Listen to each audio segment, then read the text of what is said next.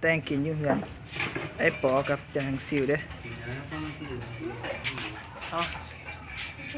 นี่ไอ้ปอกับจางซิวแต่งอาหารข้ามให้ความกินเมนูเด้我送เอาถ้วยอันนึงให้ดิจางซิวกำลังแต่งอยู่อาหารเมนูอย่างซิวผ้าหงขั่วซิ่งไม่อย่างผ้าหงขั่วซิ่งผ้าหอมคั่วซิ่งซื้อมันวะโบเมนซื้ออาหารวะโบแล้วซื้ออาหารซื้ออย่างโบเลยอันนี้เป็นเฮาเฮ็ดตัวเองคิดว่ามีเมนูเอามาโบส่งจานนี้ไงเอามาให้ใส่ไปจางซิวแต่ง没有啦，要去买油了。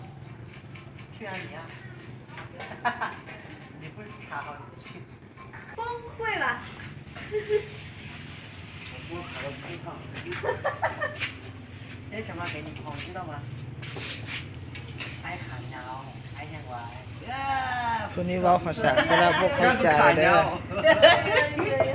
爱砍鸟，爱养歪，爱美食。真的。嘴巴很会说的，人家听。是吗？不用生气啊。换人家卡掉，人家还生气吗？显然你就你那么胖，你开心吗？你开心吗？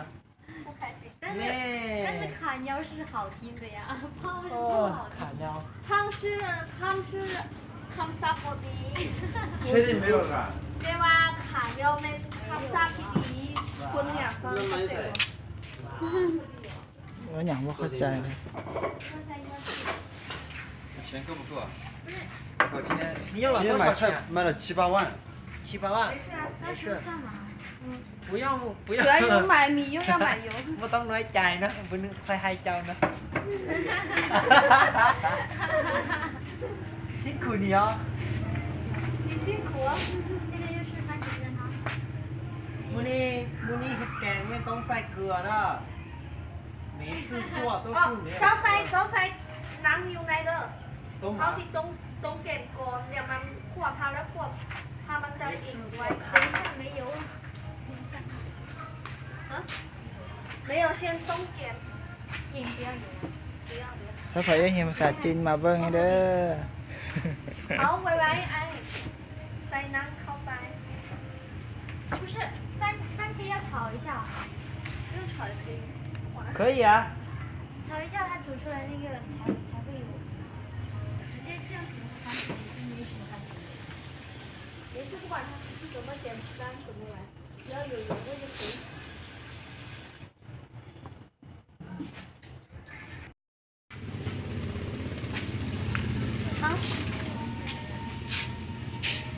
จับหน่อย2 4 5ไข่5หน่อย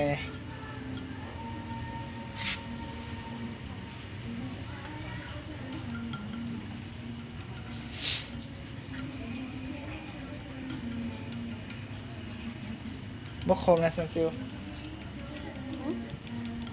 มันใช้น้อยพอดีนี่ไม่หยังผักหอม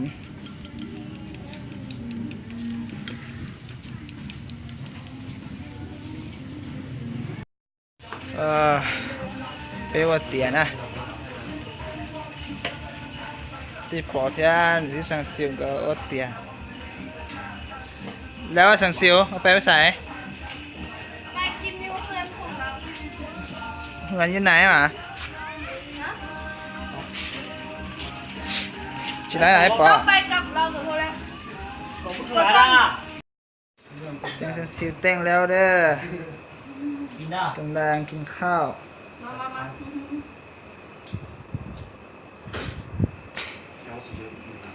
วันนี้กินข้าวหลายคนแต่บ่ฮู้ภาษาเสียดายบ่ฮู้ภาษา关键味，那种太矫情了。是饭。ซันซิลแต่งหลายเมนูเด้อซันซิลแต่งหลายขนาด多大的人了还不吃冷饭？帮当家。来我吃。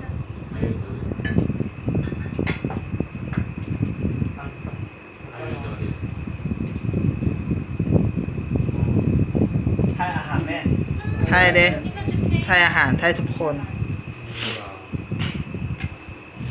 อยู่นำกันหลายคน กินหลายคน แต่เสียดายเขาบ่ฮู้ภาษาเขา ค่อยบ่ฮู้ภาษาค่อยบ่ได้ 那我过来还要我脑子里想到的是那个猴子，